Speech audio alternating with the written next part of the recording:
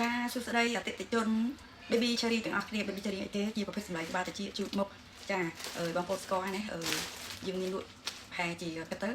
ជា20ឆ្នាំហើយនៅលើទីផ្សារក៏ប៉ុន្តែជាផលិតផលទាំងពីរតែបច្ចុប្បន្ននេះគឺយើងពាក់ឯកាទាំងអស់គ្នាអញ្ចឹងយើងត្រូវ concept ផលិតផលចាស់នឹងធ្វើផលិតផលថ្មីមកតែសម្រាប់គុណភាពហ្នឹងមិនទាន់ស្មើនឹងផលិតផលចាស់ទេតែខាងនេះខ្ញុំនឹងព្យាយាមអាប់ដេតម្ដងតិចឲ្យ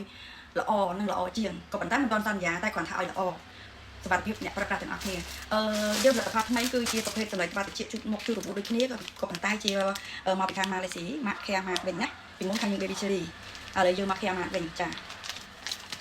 ហើយសម្រាប់សម្លេងដើមសម្លេងវិញគឺយើងព្យាយាមឲ្យទូឆ្មាសម្រាប់កូនក្មេងមនុស្សចាស់ធំទៅតាមហ្នឹងអញ្ចឹងណាតែអ្វីដែលសំខាន់គឺប្រើឲ្យมันរបូតជាប់ទៅជាទេចាហ្នឹងហើយយើងធានាសុខភាពត្រង់ហ្នឹងណាចាផលិតផលខាង Baby Cherry ចាឈ្មោះខាងខ្ញុំ Baby Cherry តែឥឡូវបដូរមក Care Mart វិញណាចានៅចង់បញ្ជាក់អញ្ចឹងណាបងប្អូនហើយសម្រាប់ប្រភេទសម្លេងជូតមុខប្រភេទនោះនេះគុណភាពវាស្ទើរជាងរបស់ចាស់តិចក៏ប៉ុន្តែខាងនេះខ្ញុំព្យាយាមបន្តទៀតណាហ្នឹងហើយហើយមកនេះចង់ណែនាំតែប៉ុណ្្នឹងទេហើយសម្រាប់ប្រភេទសម្លេងនេះនៅខាងក្រោយនេះគឺប្រភេទសម្លេង Care Mart ទាំងអស់ចាហ្នឹងហើយអតិថិជនធំរបស់នេះខ្ញុំបានផ្ដាំថាសុំទុកស្តុកឲ្យគាត់ផងដោយសារគាត់លែងមានឃ្លាំងហើយ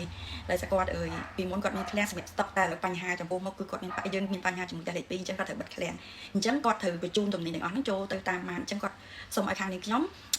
ទុកស្តុកសម្រាប់គាត់នេះខ្ញុំអូខេដោយសារយើងជាអតិថិជនធ្លាប់លក់ដូរមួយគ្នាណាហ្នឹងហើយមកថតវីដេអូនេះគឺយើងនិតតិចដោយសារខ្ញុំថតនៅឃ្លាំងវាអត់បានភ្លឺដូចនៅយើងដាក់កំពូលហ្វាពួកទេអានេះកំពូលយើងកំពូលក្នុងឃ្លាំងហ្នឹងហើយក៏អរគុណបងប្អូនសម្រាប់ការគាំទ្រណាចាCare Mart